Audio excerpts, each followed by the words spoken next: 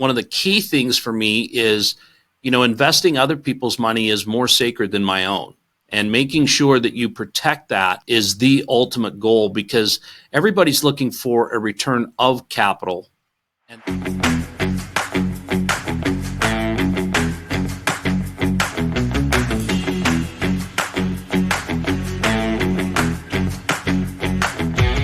Welcome back to another episode of Keeping It Real Estate. I'm your co-host, Mike Roeder, and today we have Shannon Robnett joining us on the show. Shannon's been investing in real estate for 28 years. He's done $425 million of construction development, and he currently has $120 million of assets under management.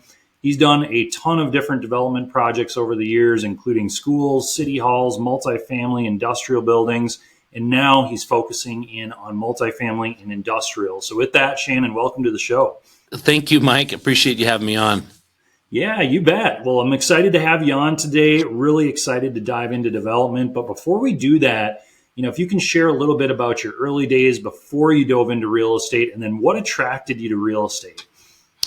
Well, Mike, I don't really have early days before real estate because I was born into a family. My father was a builder and a developer. My mother was a third-generation realtor. So I was sitting at the dinner table listening to my parents talk about 1031s and pass the mashed potatoes, right? So, I grew up, I literally lived Robert Kiyosaki's book, right? And I've told Robert that. I said, man, I've never had somebody write my memoirs for me. And he kind of looked at me funny. But that's how I grew up, right? So I never knew my parents had any money because all they had was problems. They had this building that they were building. They had this one that they were going to sell in 1031. They had this development that they were going to do. And I watched them also retire at 50 with cash flow. And that was kind of the turning point for me. I was doing some industrial stuff. I was doing some buildings for other people, medical facilities, schools, gymnasiums, all this kind of stuff. And yet every time I got done with the job, I became unemployed because of my success, right? I finish it up. They get to make the money on it from there. And when they retired, it all started to click with me, and it all started to make sense that it's not about what you do for other people. It's about what you can put into your own portfolio and create that passive cash flow. And so I began to kind of partner with a doctor here, a high net worth individual there over the next 10 years. And we would do projects and we would have success. And my last project was in 2017 with a single family or a single investor that was a family office. And it was a 180 unit apartment complex that we built ground up.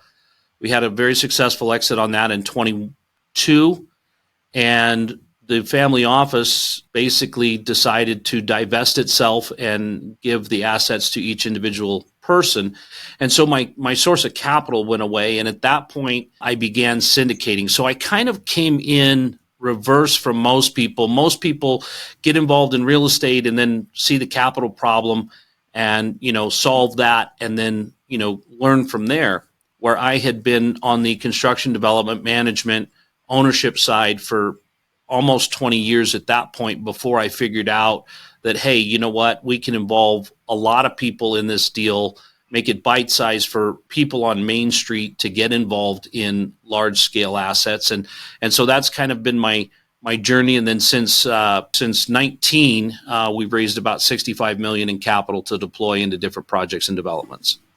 Got it. That's fantastic. And what a great background to have, both with your parents teaching you along the way, but also, having a significant amount of development experience before you started bringing investors, into your actual acquisitions. I can agree with you on that now. As a child, when every Saturday was hurry up and find something to do before dad hauls us down to the job and we're working, it didn't feel that way, but yes, it was definitely a blessed upbringing for sure. 100%. No, that makes sense. And, Shannon, how has your strategy evolved over time? So obviously you were, building projects for other people at first, and now you started syndicating. But how has it evolved over the last, 5 years or 10 years? Well, when you look at it, there's different things that you learn through this process, capital stack structure, where do you use mezz debt? These were not things that I had to learn because of project size. But we've got one project now that's right at about $80 million that we're about halfway through on. And you learn different things. One of the key things for me is, investing other people's money is more sacred than my own. And making sure that you protect that is the ultimate goal, because everybody's looking for a return of capital, and then they're looking for a return on capital. And, Mike, as you look around the landscape right now, we see that there's a lot of people that are missing that first step, and some of their investors are not even getting a return of capital because people weren't looking long-term, both forward and backward. And I think that real estate is always cyclical, like the stock market is cyclical, economies are cyclical. And if you're not paying attention to what it did and what is normal, you find people using the term, oh, this is the new normal. No, guys, this is what we've had for a long time in real estate, 6% cap rates, 8% lending. These are the normals that I've been growing up with a long time. And there's a lot of people that got caught off guard with that. And it just reaffirms to me that you have to look at the long-term play, and you have to look at it responsibly and reasonably. Yeah, I couldn't agree more. Setting yourself up for a longer term hold. And, even if you're thinking about flipping it in a year or 2 years or 3 years, having that exit strategy and being able to hold it, longer term is crucial. I love that you say, real estate is cyclical, because it is. You look at the past 100 years and it goes up and down and up and down, and obviously up over time. But people need to understand that, both on the general partnership side and on the limited partnership side. So I appreciate you mentioning that. Let's rewind a little bit, Shannon, to your first real estate deal that you syndicated. What did that look like? And if you could take back time, what would you have done differently? Oh, gosh, Mike, there's so many things I would have done differently. My first syndication deal, like I said, my last deal with a single investor group brought $19 million in capital to the deal. And my first syndication was a small 36-unit apartment complex. I believe we raised about $1.5 million, and it took me almost 5 months to raise that money. And the biggest thing I learned from that, Mike, was just that I was approaching it from this point of view that, hey, Mike, if you would invest in this project, you would be doing me a huge favor. But the reality is we're all winning. And so that reality became, hey, you know what, Mike, I have an opportunity that you and I can work on together that we can both make money at. And that changed a lot for me. The other thing that's changed for me too is all of the effort that went into that $1.4 million raise is the same amount of effort that goes into an 8 or a 10 or a $15 million raise. And I know that sounds a little funny. It sounds a little odd. No, there's a lot more zeros behind it. There's more money. There's more people. There's more contacts. But the network that we've built, the relationships that we nurture, the people that we communicate with on a daily basis, they're all there. And the paperwork is the same. The effort is the same. The amount of time you spend managing a small apartment complex versus a large apartment complex, a large industrial project versus a small one. The returns are magnified when you look at that. And this is the thing that I think a lot of people looking to get into syndication miss. If you've got a 15 or a 25 single family home portfolio and you're looking at what it takes to do that, you're managing 15 assets. It doesn't matter that they're single family homes. You're still managing 15 assets. Where when we look at, and if you have a vacancy in that, you have 100% vacancy. If you've got a duplex, great, you've cut it to 50%. But when you look at these larger scale assets, there is so much scale in them that having 10 vacancies in a 100-unit property is much, much easier to overcome and compensate for than what you're dealing with in a 10-unit portfolio of single-family homes. And the viability of the project, it just makes sense to me, Mike, where from a passive investor standpoint, from a general partner standpoint, that a larger scale asset is going to be a much better deal for everyone. It's going to be more lucrative. The cash flow is going to be better. The issues that are brought up, I mean, think about this, Mike. I mean, you've got a large portfolio. You've got full-time handy people, right? If you're a 25 unit guy and you've got them spread out all over the town you live in, you're going to be looking for a handyman's time, not the whole handyman's time, and having all kinds of opportunity to fill that.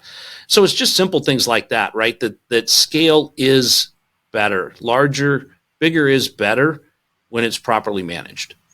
Yeah, I couldn't agree more, Shannon. I think back to when we got started in the multifamily industry, and, we bought a 20 unit, we bought a 12 unit in some of those smaller properties. It was tough to do well. Like you said, you don't have the economies of scale. You don't have on-site management. The management companies that you're getting to manage those units typically are not as high, caliber compared to, managing 150 or a 200 or a 300 unit property. And then you have the risk mitigation, like you said. You have something big go out and you have to replace a roof. Well, that eats up the cash flow for a year or 2 years. And so there's a lot of benefits, to the larger properties. Yeah. Shannon, when you're looking at a future acquisition, what criteria are you really paying close attention to, and how has that evolved over the last couple of years? Has that changed? It has changed. I'll start with why it's changed. So when up until 17, 18, 19, we had not done anything out of the area I'd lived in for the last 40 years.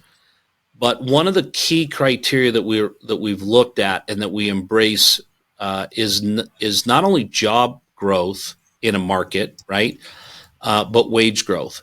And what we look at, Mike, to keep ourselves focused is we don't look at a deal for the sake of looking at a deal. If you brought me a deal in Topeka, Kansas, and it was a great deal, I won't look at it, because the first thing that we do is we identify markets. We have 9 markets across the nation that we will go into. And outside of those 9, we're not interested at this point. We'll re-review at the end of the year, but we look for job growth, we look for influx of population, and we look for wage growth. And without that, I mean, think about it, Mike, it's basic, right? You want to raise rents, pure and simple. But if people aren't getting paid more, you're squeezing that blood out of that turnip, and there comes a point when you can't get any more from the tenant because they're not getting a higher wage. So for us, that's a very, very key factor to make sure that we've got job growth and wage growth, which speaks to demand on 2 levels. Yeah, that makes sense. Job growth, population growth, wage growth. You're identifying your markets. You're not going everywhere in the country, which I really like that too. We made that mistake when we first got into real estate investing. We were opportunistic and we were jumping all over the place. And very quickly we figured out, hey, this is going to take a significant amount of our time to go and visit these properties, but not only that, to know the market, to know exactly what's going on, to create the relationships with the brokers and the property managers. So that is absolutely crucial. And I love that you mentioned wage growth. I don't think a lot of people look at the actual growth of wages. I think a lot of people look at the income in the area, but I think that's fantastic that you're not only looking at the income, but you're looking at the growth and how that's going to affect your residents and their ability to pay the rents that you're looking to push to. So let me give you a real quick example of that. Texas is growing, right? And you guys do a lot in Texas. Dallas wage growth is growing much more rapidly than Houston, right? So when you're looking at property types to invest in, where are you seeing that growth happen?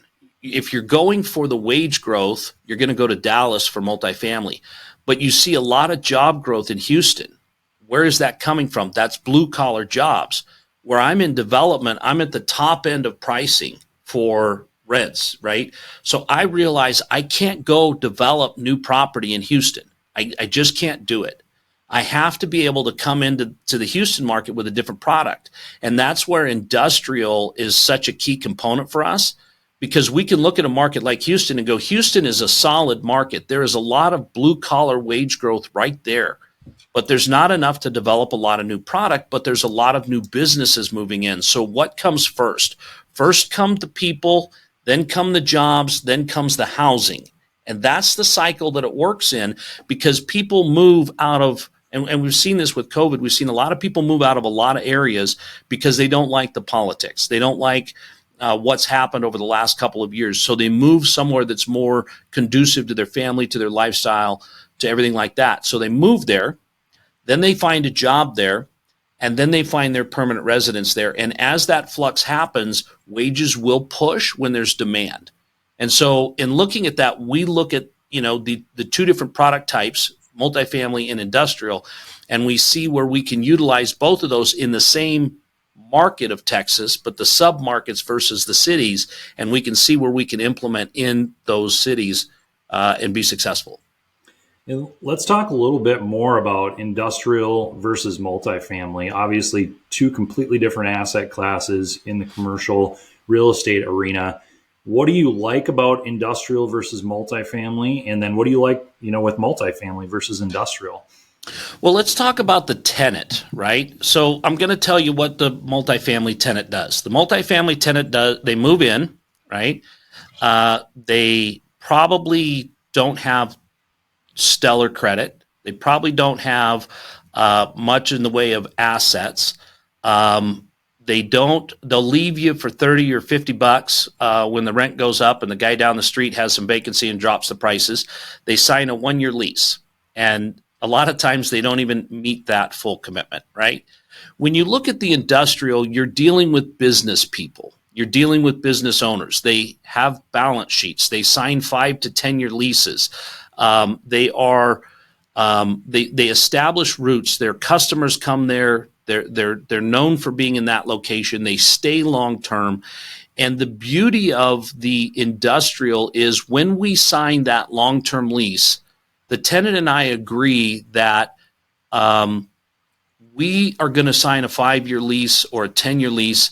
But in that lease, I'm going to be fair because I don't know exactly what all of the property taxes, the insurance, the maintenance, the management are going to cost. So we set that aside in a separate calculation called triple net.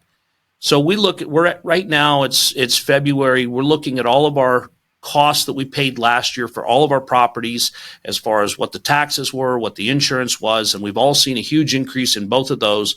And we do that calculation, and then we reconcile that with the tenant. We let the tenant know that, hey guys, last year we estimated that these costs were going to be, about $1.50 a foot in expenses. It actually came out that it was $1.60. So you guys owe us another 10 cents on your square footage for the year. And we're going to set next year's triple nets at $1.65. And so we're going to now start collecting that money from you on a monthly basis. So while it has not been as sexy of an asset class as multifamily, because over the last 3 years, we've seen such a spike in rents and the ability with multifamily to adjust very quickly, because in a 200-unit property, every month you've probably got 15 people, 18 people that are up for renewal. So you can adjust dynamically your pricing. Multifamily doesn't give you that, but it gives you a stability that you don't necessarily get with that cash flow, right? The swing on multifamily can be pretty big. And I know that, especially in Texas, you guys have experienced a lot of bone-jarring expense changes over the last couple of years, especially with insurance. And we're not experiencing that in industrial. So while it doesn't have the potential for the upside the way that multifamily has had over the last couple of years, I think that that's not indicative of the market as a whole. It's been a glorious moment for guys like you and I, Michael, to look like absolute superheroes, but it's not indicative of the market as a whole, where industrial is slow and steady. I consider it the bond of real estate. You're getting a pretty fixed return. You're getting 3% rent bumps every year as scheduled in your lease. Your expenses are all covered. You're usually locking in life insurance money that wants you to hold it for 10, 15 years. You're getting all of the safety, but for that, you're giving up some of the upside potential that you've been able to harvest out of multifamily over the last 5 years. That makes sense. And I'd love for you to dive into, developing deals. Obviously, developing a deal is significantly different than buying a stabilized multifamily property or industrial property. So, why do you like developing your own deals? And then also, what changes have you had to made since, COVID hit and it disrupted the supply chain line? And then also, costs have risen substantially. Any changes that you've had to make there? Yeah. So, developing a deal takes longer, right? But I look at it this way, Mike. There's three types of investors. There's those that need appreciation, right? They hear about living on cash flow. They come to you. They've got $100,000 to invest. You have to very sadly inform them that their $100,000 investment is not going to fund their lifestyle. So they need to appreciate that money. You've got those that are in the middle of their careers, doctors, lawyers, high net worth individuals that are making $300,000 to $700,000 a year. They're looking for tax benefits. And then you've got those that are in the latter stages. They've got $5 to $10 million. They can live on a 6% return on that. And so they're just looking for the cash flow. And we look at the people that are looking for the appreciation because everybody talks about the value add. You're going to go buy a C-class apartment. You're going to polish it up. You're going to put new deck chairs by the pool. You're going to repaint it. You're going to name it the Tropicana and change it from the Copacabana. And you're going to rebrand this thing and you're going to raise rents and you're going to add value.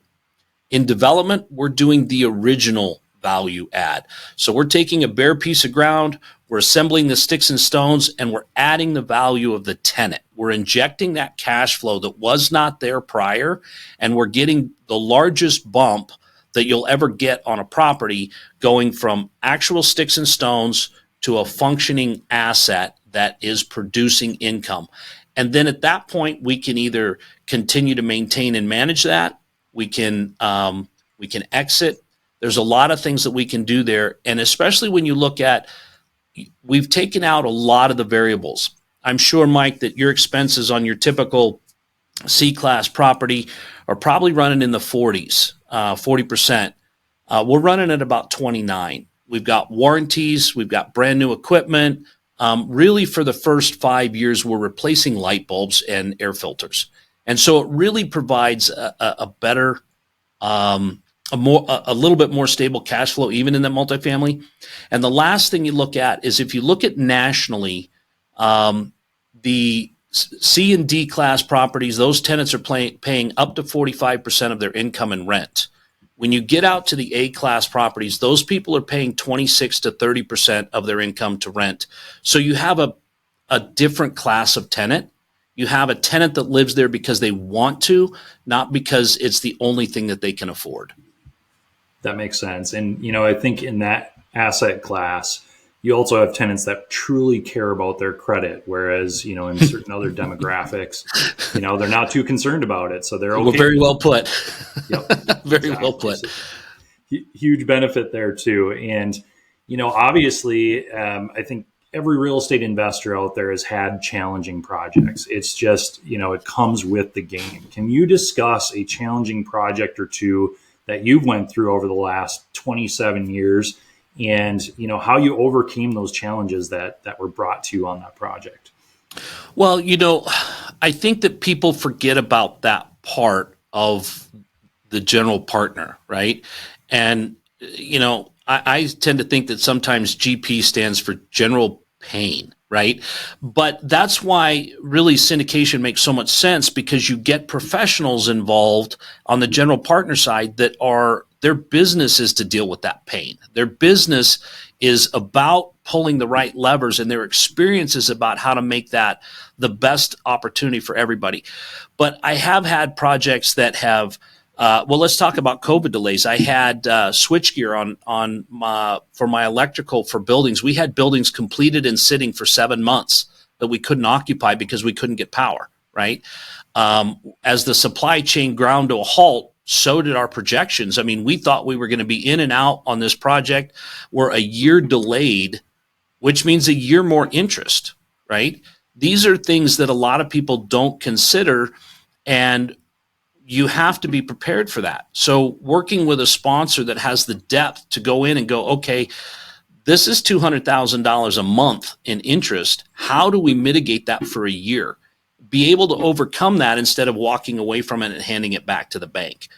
When you deal with development projects, the banks are much more concerned about who the sponsor is than what the asset is. If you're buying a investment grade, mostly stabilized or 80% occupied that could use some work, a value add, you're dealing with a different asset and you're dealing with a different underwriting and approval process, because the bank is looking at it and saying, hey, we don't really care that much about the GP's abilities. We want to see their resume, but we know we have an asset here that we're lending on based on the value of the asset, that regardless of what Michael does to it, we're going to be able to probably get our money back at a 80%, 70% loan to value, because it's already producing income. With the ground up development, the bank really gets into my sock drawer and figures out all the things with all the things, because they want to make sure that if this asset's 3/4 of the way done and Shannon doesn't continue, what are we going to do about that? How are we going to, what kind of staff and structure does Shannon have that makes sure that this continues and that we can finish this out? And so we found that it kind of puts us in a little bit different category, but it's definitely something that you've got to prepare for a plan B, C, D, E, F, and G, that make sure that you can overcome those crucial things that are going to put a wrench in it. And if you don't, you look like a hero. But if you do, you're just doing your job. Yeah, that makes sense. I appreciate you sharing that. And like you had said, banks are paying attention to who the sponsor is and not exactly what the project is. Obviously, they look at the project, but that makes total sense that they're even more in tune with that when you're developing a deal. But even on the, buying a stabilized project, that is very important, and not only important for the bank, but also for any limited partners that are coming into the deal. Pay attention to who is actually leading and running the project. So Shannon, I'd love to switch over to, trends that are happening in the real estate investing industry. Have you seen any changes over the last couple of years, and how are they affecting the industry? Well, obviously, Mike, we've dealt with what I would call the investment bubble, right? Real estate, with interest rates being as low as they were, it became a darling child. You could create equity out of nothing just with interest rate changes. And that's great to have taken advantage of that. I hope your group took advantage of all the 3% money they could get their hands on, locked it in for as long as possible, because I don't believe that you or your children will see that kind of interest rate again.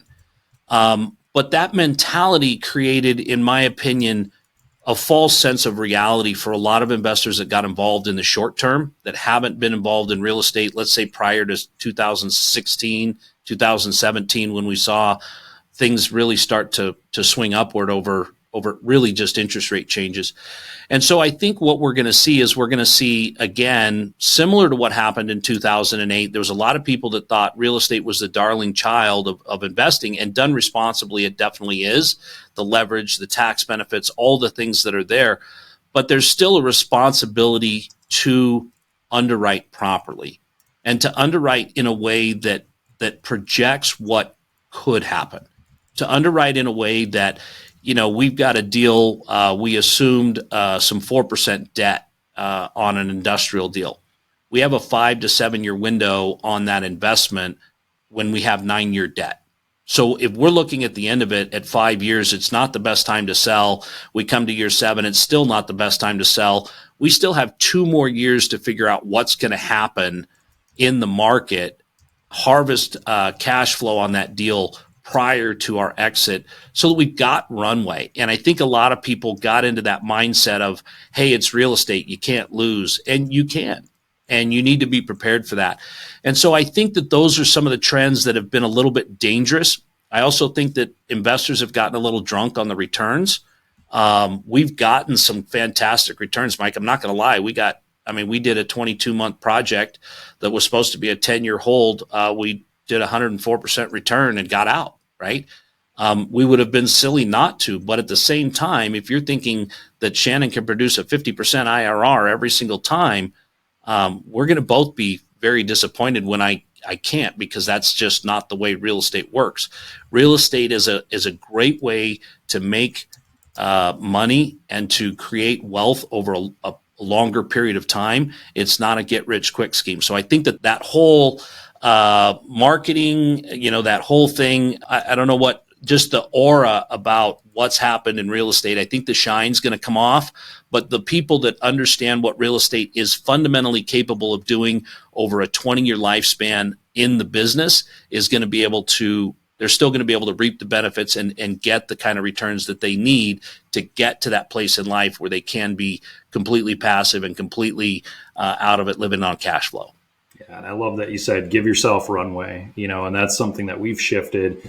We've done, fixed debt on most of our deals, but we did a handful of short-term, bridge debt loans, and we've adjusted that to give ourselves more runway, just in case you're in an economic downturn or interest rates rise and cap rates, increase. I was looking at a investor deck the other day. Someone had sent me one just because I'm on their database, and it was showing that they're going to basically any funds that you put in, if you put $100,000 in, they'd 10x that within 10 years. And so back to your point, just don't be drunk on returns. Make sure that you're paying attention to what's actually feasible and, not getting caught up with, the shiny penny syndrome. So I appreciate you sharing that. Mike, when you look at it, we're not in an economic downturn, but real estate prices are softening. And that has everything to do with interest rates and cap rates.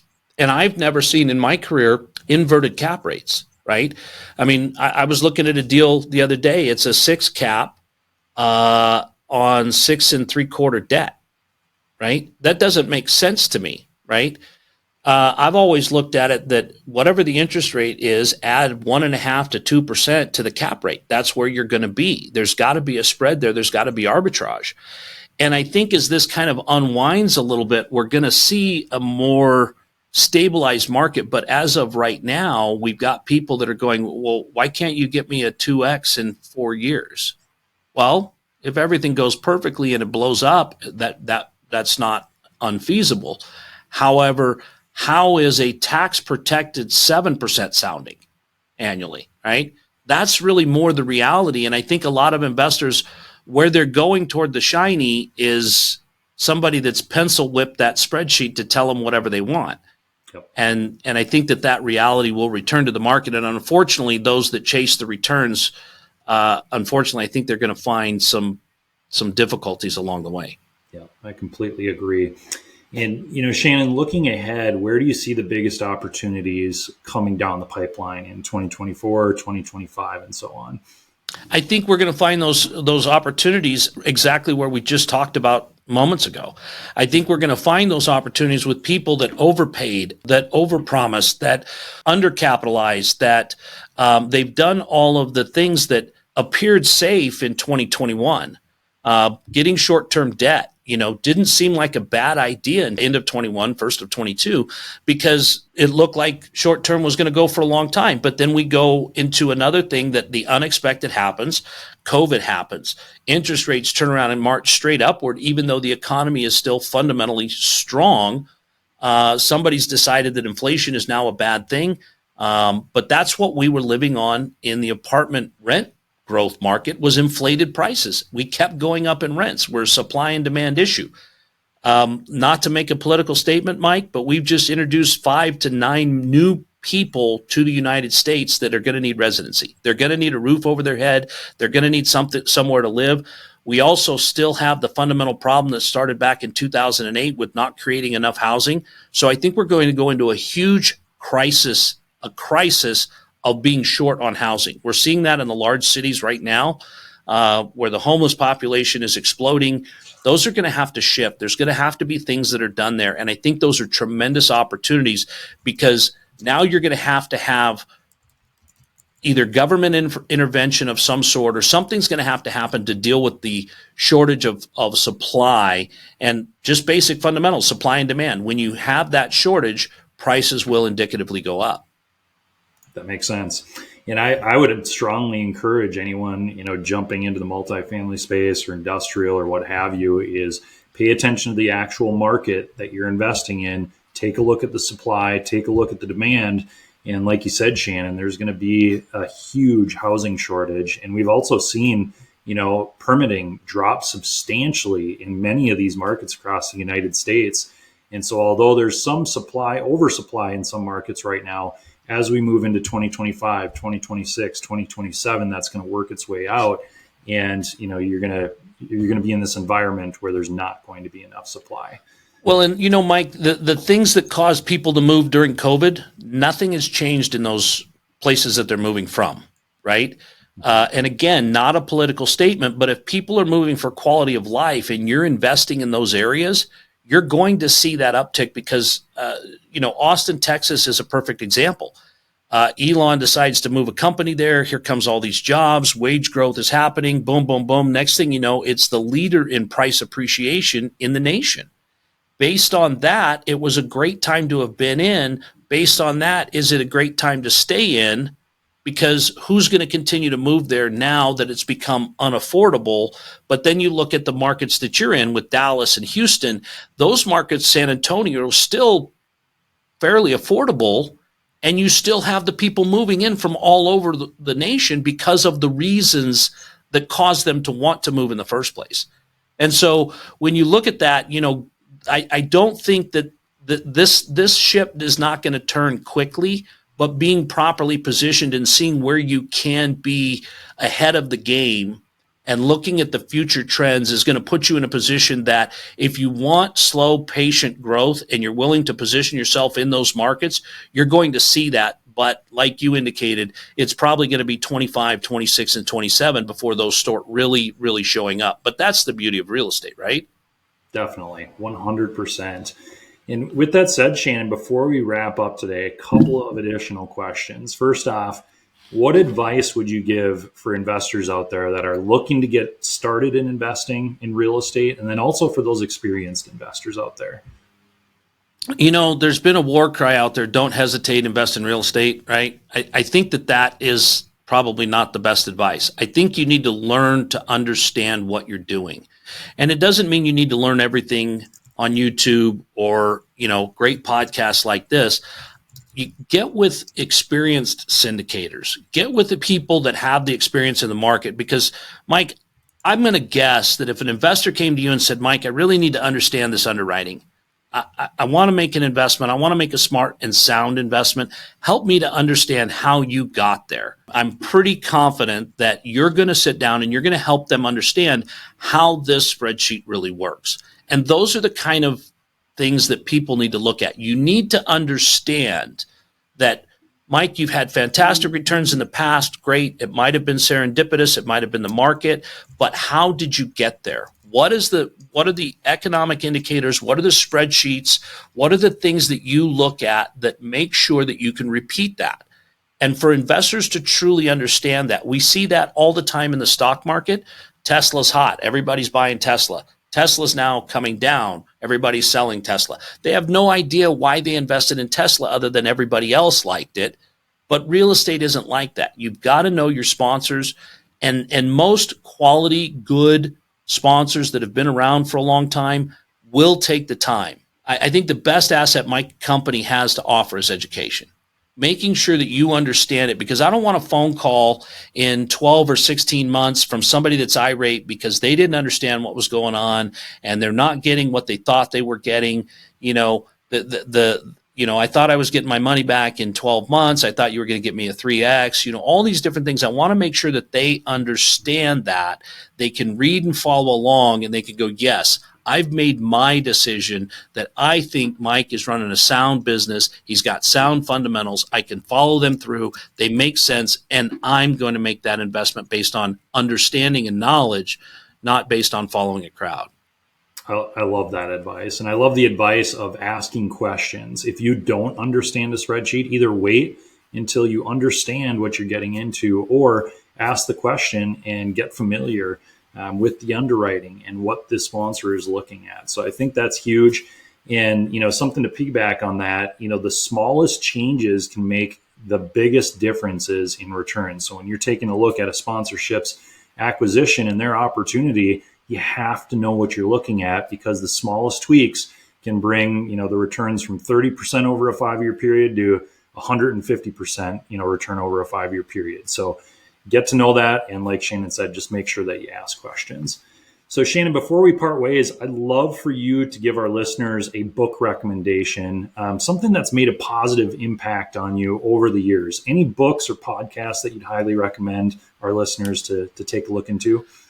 There's too many to count, but when you're looking at the LP side of things, when you're looking at the passive investor side of things, I think that oddly enough, Tony Robbins' book, Money Master the Game, is an excellent book, because what it helps you to do is it helps you to think in terms of cash flow.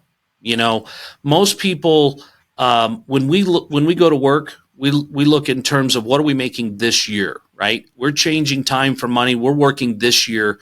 And we think about that when we come to retirement. We think about that when we come to the end of our earning career and we go, hey, we want to step away from this and we need this huge pile of money because we're going to be eating into that pile of money every single month, and it's got to last this 30 years, and we got to have insurance that protects that and all these kinds of things. But I watched my parents retire in 2001 with not much. I mean, when I say not much, about a $5 million net worth, but it was producing a 10% return every year. And so they were in a position with little or no bills and debt. They've actually continued to grow that portfolio. They've lived an inflation-adjusted lifestyle because the rents have continued to do the same, and they've had a great life. And what Tony explains in there is that passive income is the key. And it's really about how do you get to that passive income? What are the goals that you do to create the nest egg and then deploy the nest egg to give you the life you want? And it's surprising how little it is required if the cash flow is behind it. I love that. That's a fantastic book. And I believe Tony Robbins is coming out with another financial book here in the next few months. So make sure to check that out too. And Shannon, thank you so much for joining us on the show today. If any of our listeners want to reach out and get a hold of you, how can they reach you? It's really easy, Mike. You just go to shannonrobnett.com. All of our information's there, all of our socials. You can see the job site cameras of what we got going on. You can actually even book an appointment with me to talk about what we're doing, what you're wanting as an investor, see if there's a fit. So there's a lot of opportunity there, but it's just shannonrobnett.com. Thank you so much for coming on. And thanks for everyone for tuning in to another episode. We hope you found it both informative and entertaining. And if you did enjoy this episode, we'd be thrilled if you could share it with someone you think would enjoy it as well. Your support means the world to us, and it helps us bring great guests like Shannon on and bring great content. So until next time, thanks again for listening and take care.